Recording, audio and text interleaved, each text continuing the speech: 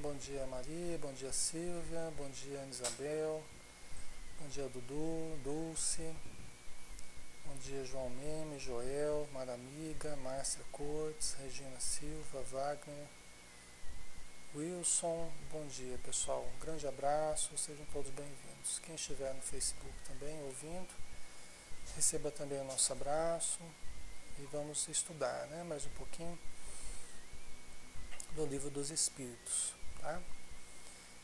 Então nós estamos na pergunta 982, é a última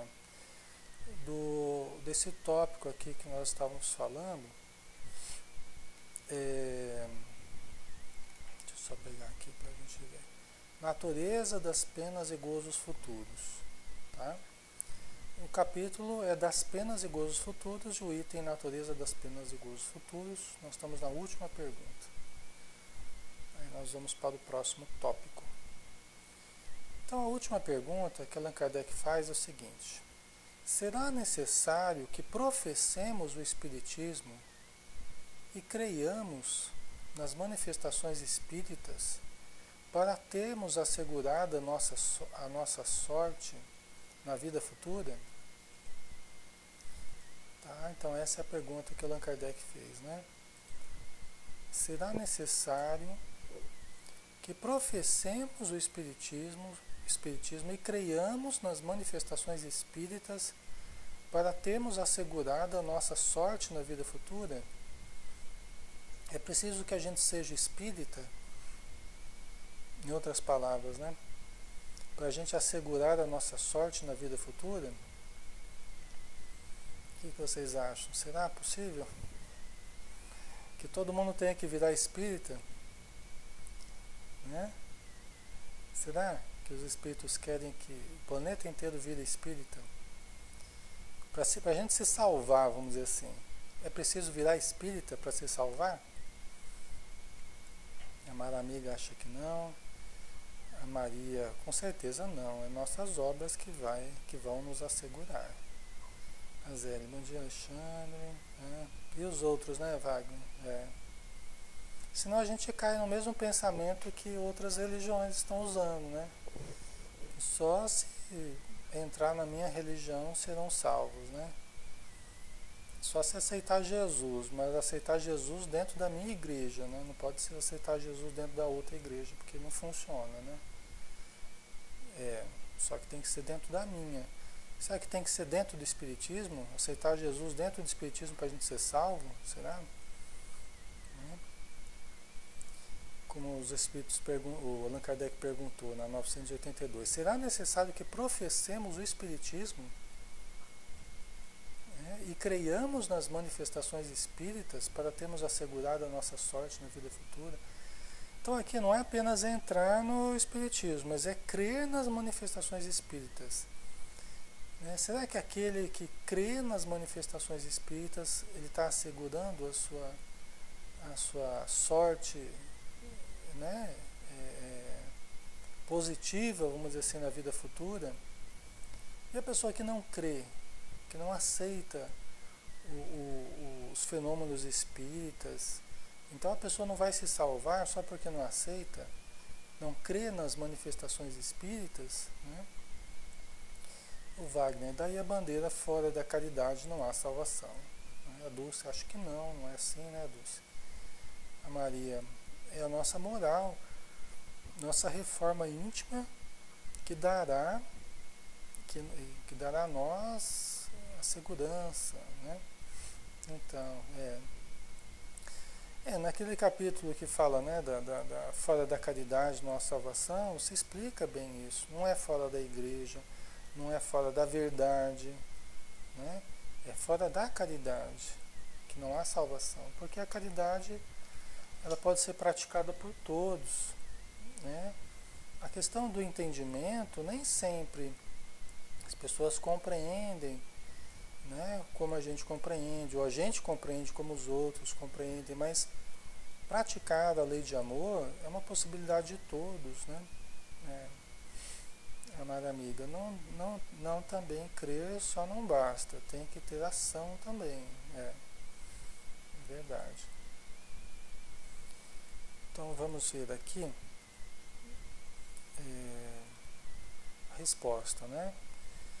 Se assim fosse, seguir-se-ia que estariam deserdados todos os que não creem, ou que não tiverem ensejo de esclarecer-se, o que seria absurdo. Só o bem assegura a sorte futura. Ora, o bem é sempre o bem, qualquer que seja o caminho que a ele conduza. Né? Então, é aqui que o Espiritismo comprova a sua grandiosidade, né? A sua natureza generosa, includente. Né? Bom dia, Val, um beijo. Includente, o Espiritismo inclui todas as pessoas, não exclui, não parte da exclusão, né? Parte da inclusão. Aqui que eu acho que o Espiritismo mostra um grande valor, né? E se diferencia mesmo de outras religiões, no seu discurso, vamos dizer assim, né? E na sua prática também, por essa característica de amplitude, né? De não achar que todos deverão ser espíritas para serem salvos, né? Como a gente está vendo aqui. Então vamos lá. Tem uma nota de Kardec, né? A crença no Espiritismo ajuda o homem a se melhorar, firmando-lhe as ideias sobre certos pontos do futuro. Apressa o adiantamento dos indivíduos e das massas, porque faculta, nos inteiremos do que seremos um dia. É um ponto de apoio, uma luz que nos guia. O Espiritismo ensina o homem a suportar as provas com paciência e resignação. Afasta-o dos atos que possam retardar-lhe a felicidade. Mas ninguém diz que sem ele não possa ela ser conseguida. A felicidade, né? Não dá para a gente dizer que sem o Espiritismo não dá para ser feliz. Sem ser médium, sem trabalhar com a mediunidade, não dá para ser feliz. Não, pessoal. Outro dia me perguntaram, Alexandre, mas a gente percebe que a pessoa está se afastando do estudo mediúnico. Né? A gente tem que falar para ela que ela está fadada à infelicidade? Me perguntaram assim outro dia. Eu falei, não, de forma alguma. De forma alguma. Jamais deveremos falar para alguém que se ela não seguir o caminho da mediunidade, que ela está fadada à infelicidade. Porque, não é, pessoal? Será que nós temos bola de cristal? Será que nós temos bola de cristal? Nós somos prescientes do futuro para saber se a pessoa está fadada à infelicidade ou não? Jamais a gente pode falar algo assim, né? Aceitar, por exemplo, a mediunidade, trabalhar com a mediunidade é uma opção, é uma livre opção das pessoas. Pode até ter uma programação mediúnica, pode ter uma programação firmada, mas aí é uma questão dela com os espíritos. Até as programações podem ser alteradas, né? E jamais poderemos dizer para alguém que a pessoa está fadada à infelicidade porque não quer trabalhar com a mediunidade, porque não quer ir na casa espírita. Jamais. Né? É como os espíritos disseram aqui, nós temos vários caminhos que chegam ao mesmo objetivo. Né? Nós não podemos querer que todos venham pelos caminhos que nós estamos indo, não é? A Maria colocou, na verdade, ali o templo é o nosso coração, né? Sim, deve ser, né, Maria? A pessoa está apenas deixando para depois, algo que poderia fazer hoje. Sim, poderia, né? A questão é o seguinte, nós não sabemos da programação das pessoas, nós não sabemos do que elas são capazes, do que não são, do que suportam ou não. Né? Então, por isso que é uma escolha que as pessoas fazem a cada dia. E elas vão sustentando essas escolhas durante o tempo que elas acham que devam seguir. Né? Mas é uma coisa que a gente afirma todos os dias. Né? E deve ser assim para ser fruto do nosso desejo, fruto do nosso querer, da nossa anuência, né? Com o que nós estamos fazendo. Porque senão passa a ser uma coisa obrigatória. Né? Como muitas pessoas falam, você tem mediunidade, você tem que... Né? Não é bem assim. Tem que ser uma escolha da pessoa, a pessoa não pode se sentir obrigada a nada. Né? Até porque senão não faz com amor, né? Não participa do espiritismo com amor, nem da casa espírita, nem da mediunidade, nem da reunião mediúnica, não é? Então, a Silvia, nem sempre estamos preparados, né? Vai de cada um, exatamente. Muito bem, pessoal. Então aqui foi a nota de Kardec, né? Vamos entrar então num novo tópico aqui, penas temporais. Pergunta 983. Penas temporais, tá? Então vamos lá.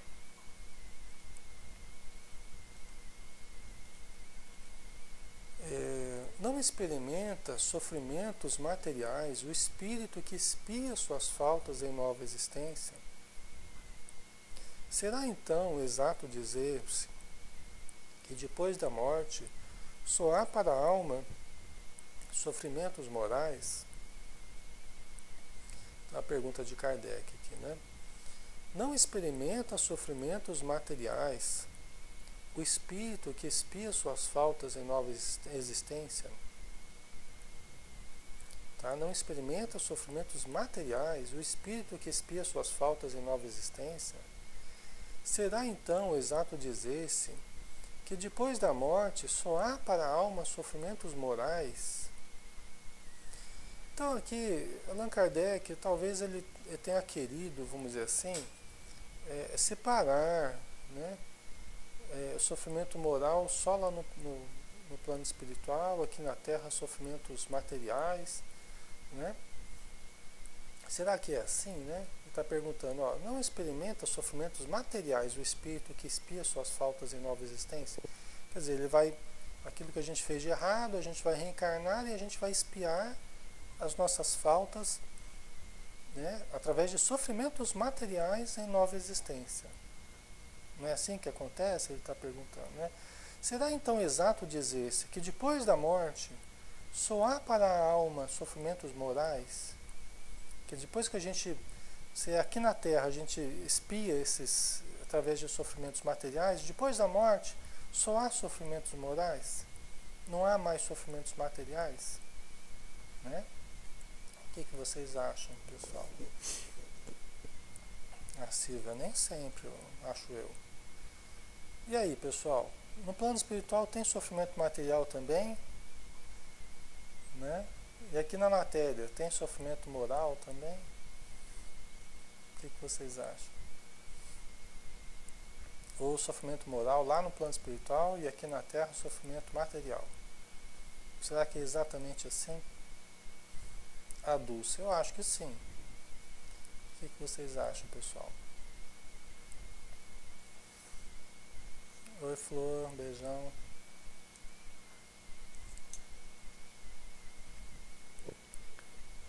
E aí, povo? Ovo de sucupira. Ah, Val, acho que tem controvérsias. Né? Depende do que nós chamamos de sofrimentos materiais, né? Será que um espírito sentindo dores físicas, entre aspas, né? Dores no seu perispírito, né? Será que a gente, né?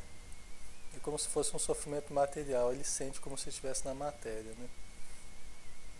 Só que não está mais propriamente na matéria, né? A gente não pode dizer também que a vida espiritual, essa que está mais próxima de nós, está totalmente desprovida de matéria. Não dá pra gente dizer isso. Porque nós sabemos que o nosso perispírito ainda leva elementos materiais. Oxigênio, fósforo. No nosso perispírito, nós ainda levamos elementos materiais. Nós não levamos mais o corpo. Mas tem elementos que se incorporam ao perispírito e que nós só vamos a pouco e pouco desprendendo desses elementos, tá? À medida que vamos nos elevando. Oi, Wasser, tudo bem? Beijão. Vamos ver aqui a resposta dos espíritos, né? É uma resposta curtinha. Curtinha não, é longa. Achei que fosse a nota de Kardec aqui o resto, mas tudo é resposta, né?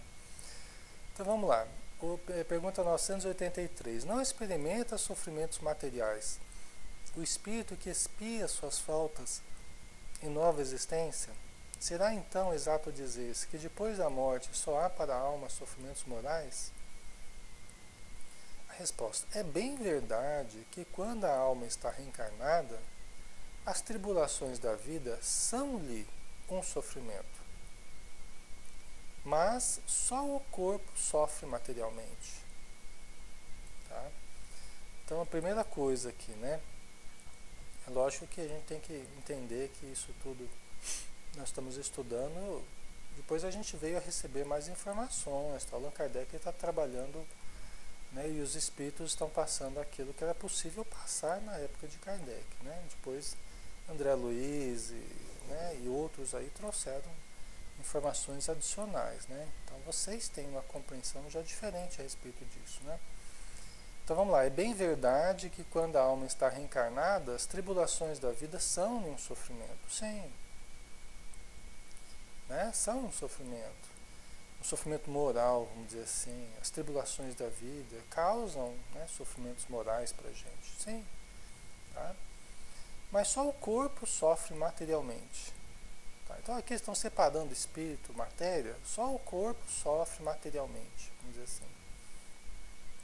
Né? Por quê? Porque o corpo pertence ao mundo material. O espírito não pertence ao mundo material. O nosso pensamento, ele transita fora do mundo material. Vocês já pensaram nisso? Através do nosso corpo nós nos ligamos ao mundo material, mas o nosso espírito, ele não pertence ao mundo material. O pensamento puro, ele, mesmo que estejamos na matéria, ele se movimenta em outra dimensão.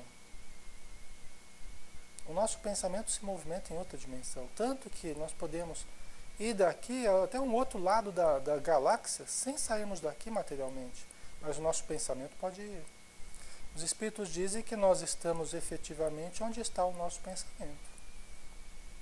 Quer dizer, o espírito é pensamento em essência, né? E não pertence à vida material. Então, nesse sentido, o que sofre, vamos dizer assim, na vida material é o corpo que sofre a princípio. Né? Porque ele está sujeito a essas modificações da matéria. Né? É lógico que nós, espíritos, em contato com a vida material, né, a gente se sente limitado. Né? A gente se sente limitado pela matéria. A gente não tem a mesma liberdade quando nós estamos na vida espiritual. Isso causa algum sofrimento pela sensação de limitação. Né? Mas vamos lá, vamos continuar com os espíritos aqui, para a gente ver o que eles colocaram. Né? Falando de alguém que morreu, costumais dizer que deixou de sofrer. Nem sempre isso exprime a realidade. Olha lá, os espíritos estão relativizando um pouco as coisas aqui. Né? Falando de alguém que morreu, costumais dizer que deixou de sofrer. Ah, o fulano estava sofrendo, agora ele está... Né? Acabou o sofrimento. Estão ouvindo, pessoal? O som ok? Oi, som ok? Oi, som, tá ok, né? Então, nem sempre é realidade isso, tá, pessoal? Nem sempre é realidade aí de ter acabado o sofrimento. Por quê? Porque a pessoa vai... alguém deve ter limpado a tela aqui, alguém que tem moderação aí deve ter limpado a tela, deve ter apertado o negocinho de limpar a tela. Deve estar experimentando aí, fazendo uns testes aí. Então vamos lá, né? Nem sempre a gente deixar do corpo físico significa deixar de sofrer. Né? Como o espírito está isento das dores físicas, não tem mais o corpo físico, tá? Mas traz as impressões da matéria. Né? A gente pode não ter mais o corpo físico, mas a gente ainda traz aqui, ele não falou, logicamente, os espíritos não falaram, mas a gente traz elementos ainda materiais no nosso corpo espiritual. Tá? Lembra que o André Luiz fala no livro Obreiros da Vida Eterna, e mais propriamente o mentor do André Luiz falando que nas zonas inferiores os espíritos sempre estão criando densidade para eles.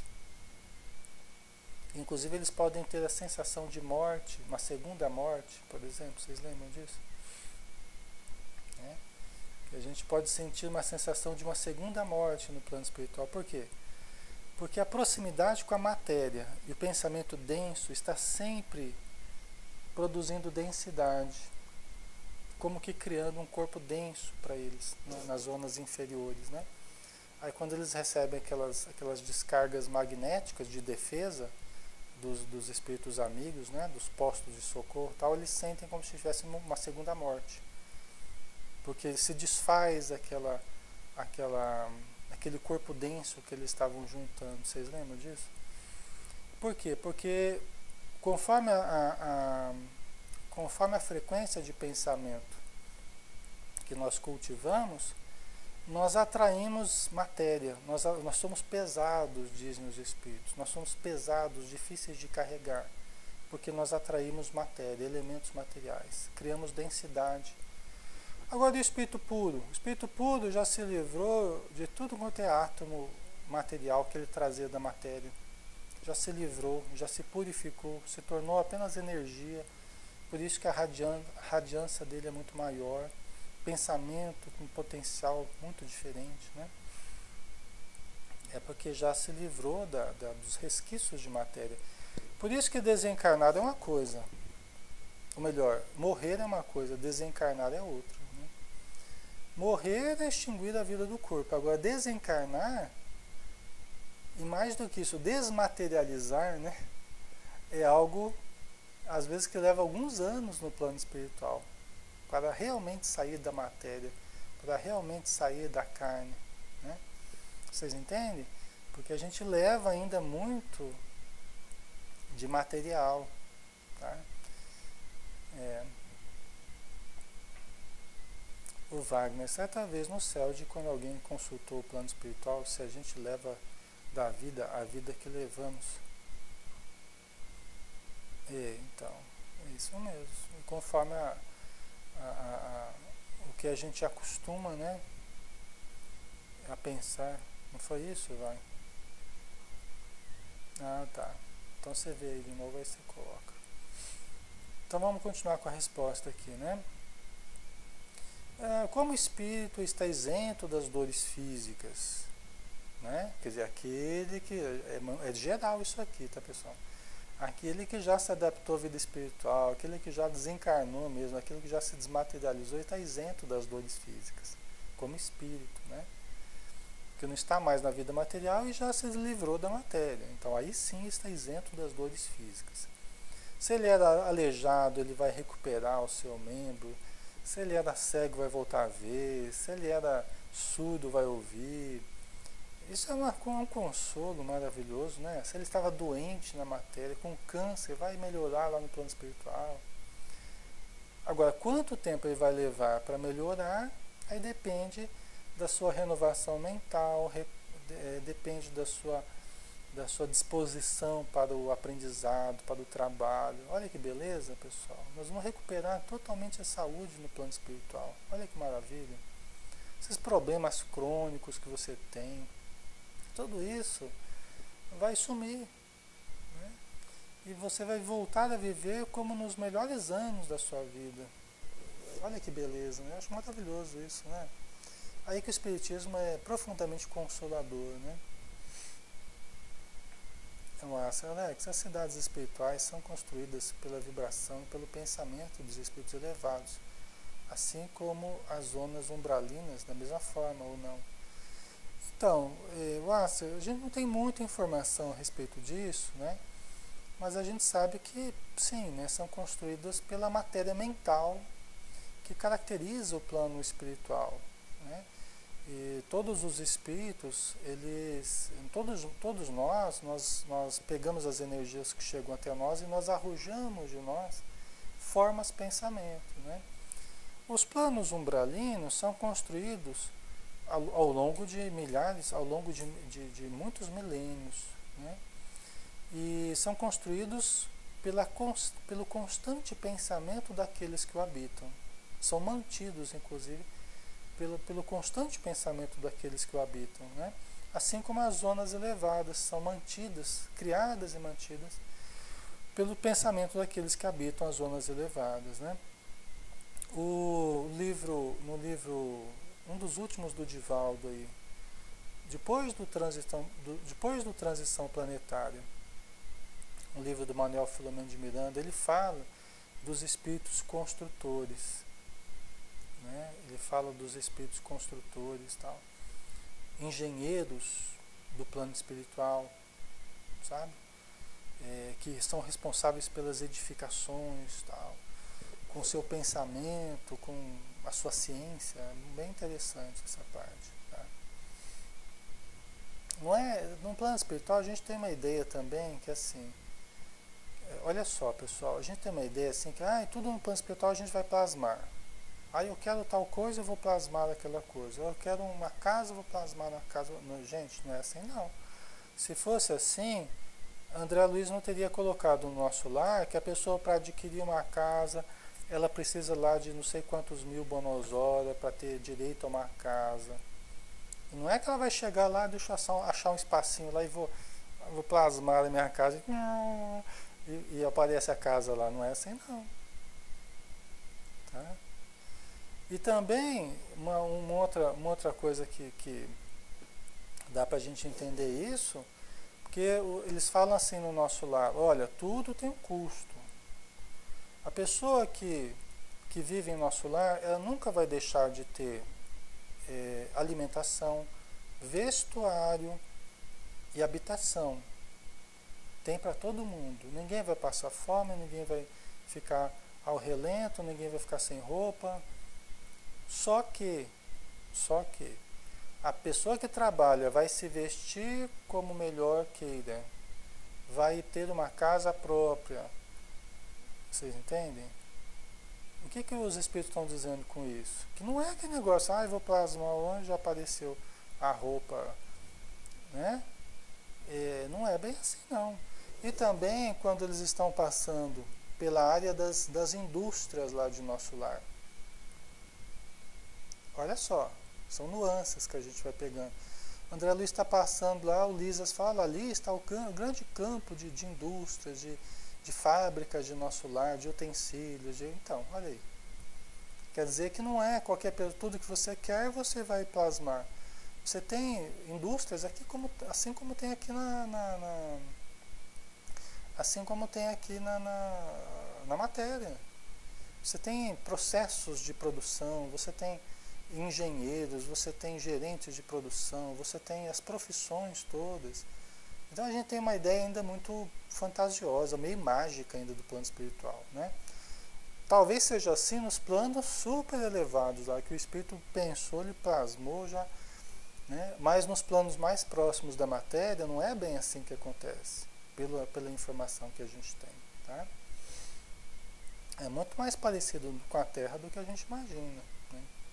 A Terra é uma tentativa de cópia do plano espiritual, não é? Então a gente tem uma ideia um pouco mágica, né, do plano espiritual. Val, por isso vejo a morte como liberdade, um corpinho novo, sem problema, né, Flor? Sem dores, sem nada, né? É isso aí. Val, parte de mim anseia por essa liberdade da morte, outra tem consciência de espiar tudo até o fim. Essa de espiar tudo até o fim tem que prevalecer, né, Val? A Diana é mesmo, até para ajudar os familiares, tem que ter merecimento, trabalho, né? Exatamente. O Fernando, imagina comprar um corpo novo com 1000 bônus horas, seria a mesma coisa que tentar achar um veículo com R$ 1000, que será que se consegue, né? Vai achar um veículo meio diferente, né, Fernando? Então, o Avassi, observei que o espírito de algumas pessoas que conheci e que já desencarnaram, quando consigo vê-los, eles se apresentam com uma aparência mais jovem do que quando partiram. Como entender isso? Então, Avassi, isso é uma realidade, tá? Os espíritos falam sobre isso mesmo, né? É mais jovem por quê? Porque, na verdade, o espírito, à medida que ele vai permanecendo na vida superior, ele vai tendo a aparência com a qual ele se identifica mais. Então, isso é verdade. Tá? Ele vai, como o perispírito é mais moldável, o nosso perispírito, não quer dizer que a gente vai sair plasmando as coisas que eu falei, mas o nosso perispírito, ele é mais maleável, o nosso perispírito é mais maleável ao nosso pensamento. O nosso corpo não é tão maleável assim, porque ele veio de um processo evolutivo, nós temos uma herança genética, né? E nós estamos submetidos, de certo modo, a essa herança genética. Então, o nosso corpo são fluidos mais densos, ele não é tão maleável, é também, mas não é tanto quanto o perispírito. Tá? O perispírito é mais maleável ao pensamento. Então, aquilo que você visualiza, com que você se identifica, o seu perispírito vai se tornando aquilo que você se identifica. Por exemplo, tem espíritos que se identificam com a aparência de ancião, porque ele gosta das atitudes paternais, do ancião, do cajado, da barba. Ele gosta disso. Você pega um Rabindranath Tagore, né? Você pega um Bezerra de Menezes, que gosta daquela coisa de ancião. Não é? E tudo bem, né? Agora você vê espíritos que gostam da aparência da jovialidade. Né? No Memórias de um Suicida fala lá de um espírito de grande elevação, que ele era uma das crianças, ele foi, numa das vidas dele, ele foi uma daquelas crianças que Jesus afagou, deixai que venham a mim as criancinhas, tal. Ele era uma daquelas crianças que Jesus estava afagando. E aquilo ficou registrado com tanto carinho na alma dele, que ele continuava com aquela aparência de jovialidade. Aníbal, né, Diana? Acho que é Aníbal, né? É, exatamente, é isso mesmo. Lá no livro Memórias de um Suicida, né? Ele aparecia como um adolescente, né? Jovial, mas um espírito de grande elevação. Um dos instrutores lá de Memórias de um Suicida, né? Então, é assim, a gente acaba assumindo, né, Wasser, aquela aparência que mais nos agrada. É uma conquista nossa, né? Adquirimos o poder de nos fazermos como nós gostamos mais, né? Então é assim, né? Pelo que a gente tem entendido aqui, tá? E também, muitas vezes, aquele nosso parente que estava velhinho e tal, né? Quem é que não quer ficar mais jovem, né? Quem é que não quer ficar mais jovem, né? Quem é que não quer voltar de novo e sair aquelas rugas todas, pé de galinha, não sei o que, né? Fazer uma plástica no plano espiritual, né? Não, nossa, que é isso? Isso aí são coisas que fazem parte aqui, né? Voltar o cabelo, vocês vão me ver lá cabeludo no plano espiritual, aquela coisa toda, né? Quando a gente é mais jovem, a gente faz o que quer com o cabelo, né? Depois a gente faz o que pode, né? A gente fica mais velho, a gente faz o que pode, né?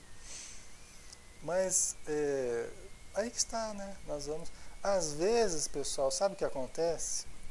Às vezes acontece o seguinte: a gente vive essa existência aqui, desencarna, e sabe para que forma que a gente volta?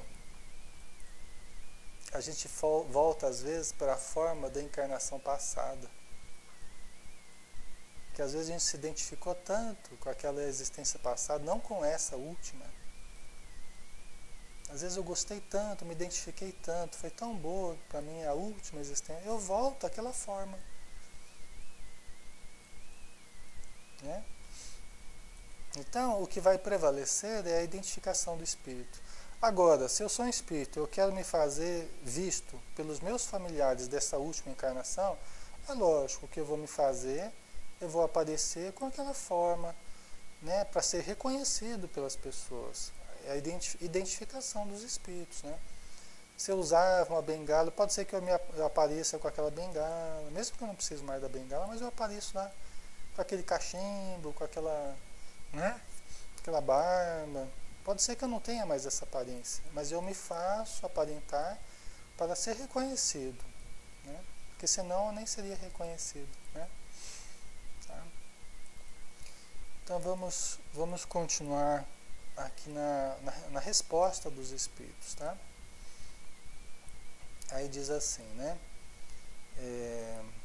Como o espírito está isento de dores físicas, porém, tais sejam as faltas que tenha cometido, pode estar sujeito a dores morais mais agudas e pode vir a ser ainda mais desgraçado em nova existência. Tá? Então, dependendo da nossa vida aqui na matéria, é lógico que no plano espiritual a gente pode sentir dores morais agudas, tá? Pela lembrança dos males praticados, dos erros cometidos, né? Acompanhadas, logicamente, de certas impressões da matéria, que a gente sabe, que podem ser mais ou menos penosas também. A pessoa que se suicidou, não é? Vocês sabem, não é preciso a gente falar muita coisa sobre isso, não é? Então, tem algumas nuances aí que aqui não contempla pelo momento. Depois o Espiritismo trouxe mais informação, né? E na próxima encarnação, na nova existência, pode ser ainda mais desgraçado. Quer dizer o quê? Né? Que pode vir a ter que espiar fisicamente ou moralmente, né? Passar por provas muito difíceis numa próxima existência, né? De limitação, de miséria, de precariedade, tá? De ignorância. A Maria de Fátima, que é a florzinha, né? Isto que eu penso ali, a aparência nem importa, mas a dor dos males praticados. Lá a gente não fica desmemoriado, né? Depende, né, Flor? Tem espíritos que chegam no plano espiritual, tem pessoas que chegam no plano espiritual de fato desmemoriadas, demoram um bom tempo para recuperar a lucidez, né? A clareza de pensamento. E a gente sabe que é assim. Os espíritos falam que a questão da memória é muito mais delicada, né? Porque depende muito como nós usamos o verbo pensar, como nós usamos o verbo lembrar. Tá? Se nós vamos sublimando o pensamento, né, a memória, vamos usando para o bem, nós vamos criando leveza para nós, flexibilidade, vamos criando facilidades também no plano espiritual. Vamos nos livrando de toxinas e de miasmas que na vida espiritual nos perturbariam, nos deixariam perturbados e desmemoriados muitas vezes. Tá? Então é também uma conquista. Né? Então, continuando aqui. Né? O mal rico terá que pedir esmola, numa outra existência, por exemplo. E se verá braços com todas as privações oriundas da miséria. A pessoa que foi um mal rico, que usou mal a riqueza. Pode ser que ele, em outra existência ele tenha que pedir esmola. E tenha que passar por todas as privações da miséria. Né? É comum ele se encontrar já na situação de miséria no plano espiritual.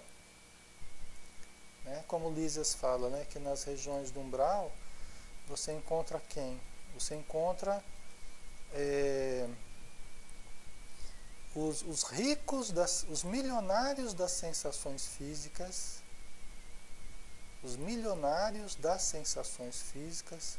convertidos em mendigos da alma. Né? Então, quem que encontra lá no umbral? Encontra os milionários das sensações físicas. E aqui os milionários, assim, aqueles que ficaram ricos de prazer, ricos de sensações físicas, mas pouca espiritualidade, pouco amor, pouca caridade. Né? Então, eles vão ser os milionários das sensações físicas convertidos em mendigos da alma, porque não souberam fazer o câmbio. Os recursos que tinham, todos, não apenas o dinheiro, mas todas as oportunidades, converter em amor, converter em conhecimento, em espiritualidade. Então chega no plano espiritual sem moeda, chega sem riqueza alguma, chega na miséria espiritual, em bancarrota espiritual. Né?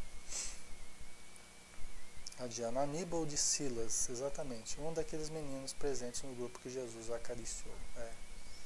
Você vê que a minha memória está funcionando ainda, né, Diana? Não lembrei o nome aí, mas está funcionando mais ou menos, né? A Maria não soube usar o poder, a oportunidade que foi dada a eles, né? Isso mesmo, tá?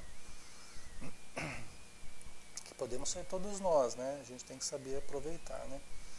O orgulhoso, com todas as humilhações, né? Quer dizer, uma outra situação, o orgulhoso, né? Que se achava melhor do que todos, acima de todos, né? Vai se ver, tanto no plano espiritual quanto em outras encarnações ou em outra encarnação, com todas as humilhações. Vai ter que passar por situações em que se veja exposto a humilhações. Tá? Então, isso quando a gente é muito orgulhoso. Por quê? Não é para a gente sofrer, não é porque Deus é sádico, não é porque... Não é nada disso, Deus é amoroso. Mas é porque, como você faz para abrir um buraco na rocha? Para abrir um buraco na rocha você precisa de dinamite, né? Não dá para você chegar com afagos, né? Em alguém que se fez muito rígido, muito duro, muito impermeável. Como é que você vai vencer dessa impermeabilidade? Só com o tempo, né? Só com o tempo e com os processos mais ríspidos é que você consegue vencer certas barreiras, né? Infelizmente, né, pessoal? A gente gostaria que não fosse assim, né? Mas infelizmente acaba sendo assim, né? Então a vida usa de uma linguagem conosco conforme a nossa necessidade. As pessoas menos duras, menos rígidas, sofrem menos. Por quê? Porque elas já usam o amor como técnica. Né? Então a vida também as trata com amor, né? Com carinho. Por quê? Porque elas já entendem essa linguagem. Agora, as pessoas que não entendem a linguagem do amor, elas só entendem a linguagem daquele processo mais ríspido, né? Então é uma técnica diferente, conforme nós somos ainda, né? O que abusa de sua autoridade e trata com desprezo e dureza os seus subordinados, se verá forçado a obedecer a um superior mais ríspido do que ele foi. Tá? Olha aí, né? É apenas o efeito daquilo que nós fizemos, né? E o aprendizado, isso é profundamente didático. Isso não é punição, não é, maus tratos da vida conosco. Não, isso é apenas uma didática da existência. Conforme eu me mostre, eu vou ter essa situação para eu sair desse modo de agir. A gente faz o mal, recebe o mal como resposta natural, né, às nossas necessidades, porque a gente só entende essa linguagem ainda, infelizmente, né?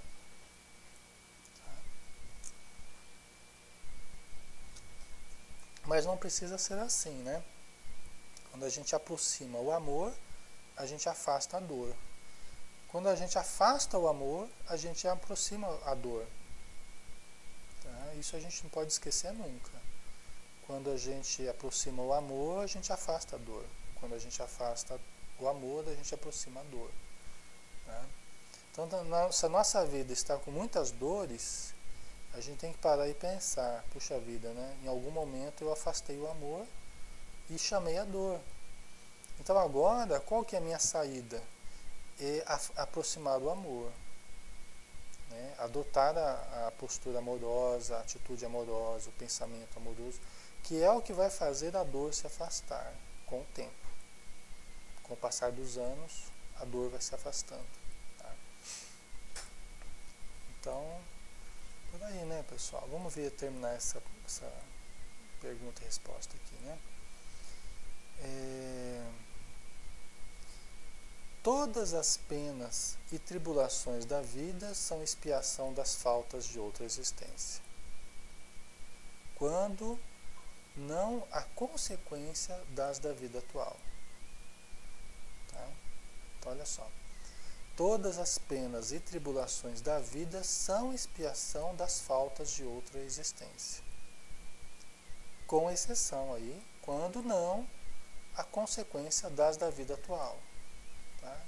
Então tem, como a gente sabe, tem as questões, tem os problemas advindos da vida atual e tem os problemas advindos da vida passada ou das vidas passadas. Quando a gente não encontra a justificativa para certos sofrimentos na existência atual, nós temos que remontar a existências passadas. Porque nós vamos, de qualquer modo, nós vamos encontrar. Por quê? Porque a dor não chega até nós do nada, nem por acaso. Tem que haver uma razão. Tem que haver um motivo. Né? Logo que daqui houver de saído, compreendê-lo-eis. Quer dizer, quando a gente sair da matéria, a gente vai compreender. Tá? Isso está desenvolvido também nas perguntas 273, 393 e 399. Tá?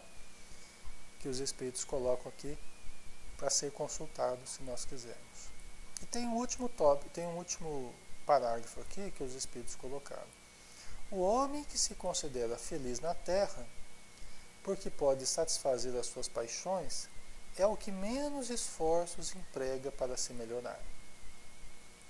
Então, olha lá. O homem que se considera feliz na terra, porque pode satisfazer as suas paixões. Então, a pessoa está feliz na terra, está bem adaptado na terra, está feliz da vida, está curtindo uma belezinha. Né? Por quê? Porque ele pode satisfazer as suas paixões. Então, ele está bem feliz por poder satisfazer as paixões. Qualquer paixão que ele tenha, vícios, apegos, ele pode satisfazer isso e ele está feliz com isso. É a pessoa que menos esforços emprega para se melhorar. Né? Por isso que naquele tópico do Evangelho, a verdadeira desgraça, né? O Espírito, é nesse caso aqui que o Espírito fala assim, qual que é a verdadeira desgraça? É o sorriso, é a felicidade vã, é o corpo satisfeito, são todos os desejos satisfeitos. Essa é a verdadeira desgraça. Muito da nossa evolução tem mais a ver com certas privações que a gente passa, com certos desejos não satisfeitos. Eu não falo tudo, mas certos desejos não satisfeitos. A nossa evolução tem muito a ver com certas frustrações que a gente passa. Né? A pessoa que não passa por frustrações, ela não aprende a lidar com frustrações. E uma das coisas mais importantes que a gente precisa, não é, pessoal, é aprendermos a ter tolerância à frustração. Ah, eu queria que tivesse sido de um jeito, mas não foi. Tudo bem, estou feliz, estou tranquilo. Eu não estou me afligindo, eu não estou me descabelando, eu não estou gritando e desequilibrando porque eu estou frustrado. Eu criei uma tolerância à frustração. Né? Por isso não é qualquer coisa que me tira do sério hoje em dia. Tá? Então, isso é uma coisa que nós precisamos, né? Para a gente não agir como aquelas crianças que birrentas, né? Que tudo que não quer já começa a gritar, a chorar, a espernear. Às vezes a gente age como criança birrenta, que não tem os desejos satisfeitos na hora que precisa, né? Na hora que quer. Né? Então, o homem, né, que se considera feliz na terra porque pode satisfazer as suas paixões é o que menos esforços emprega para se melhorar.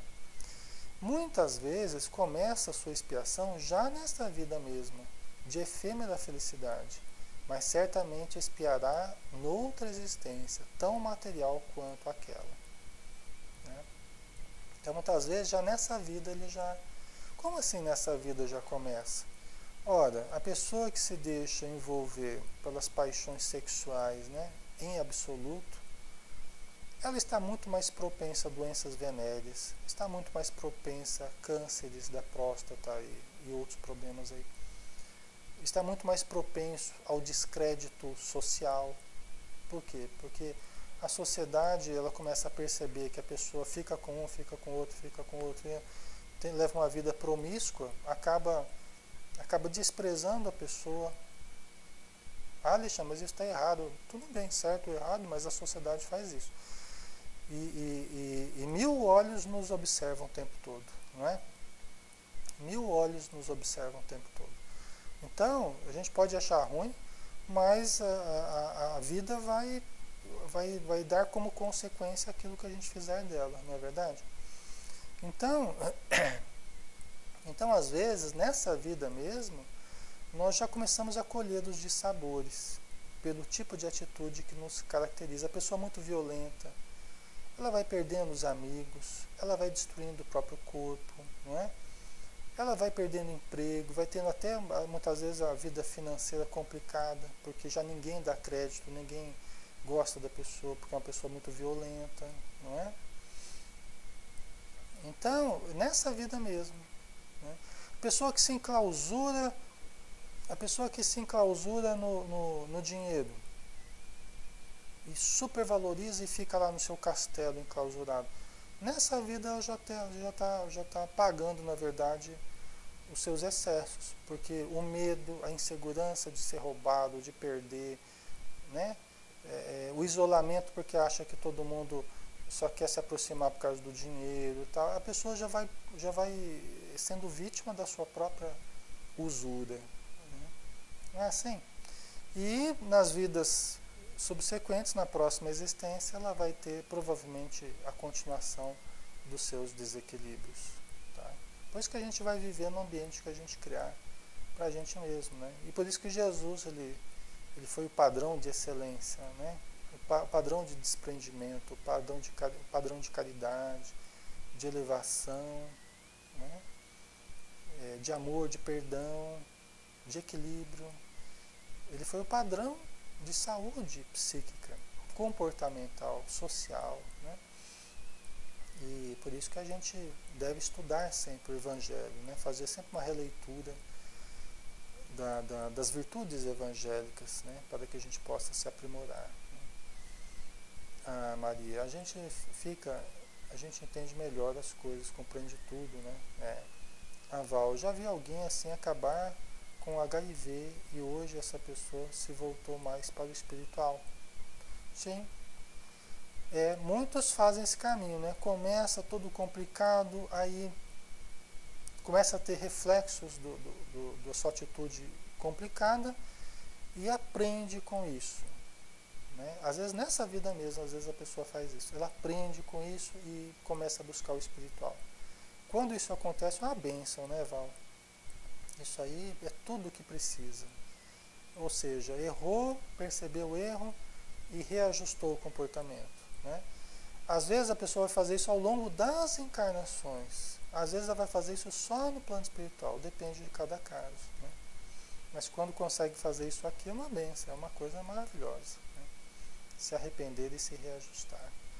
Pessoal, muito obrigado pela presença, pela participação de todos. Tá?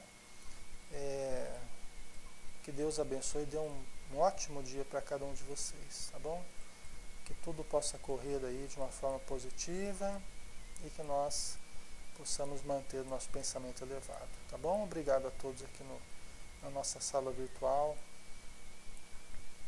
aqui do Centro Espírita Maria de Nazaré, né? Obrigado a Maria, Silvia, Isabel, Diana, Dudu, Dulce Amaro, Edson, Fernando Pô, João Meme, Maramiga, Márcia Cortes, Maria Cida Terra, Maria de Fátima, o Nando, a Nícia, a Regina, a Tânia, Val, Wagner, o Acer, o Wilson e a Zélia. Um grande abraço.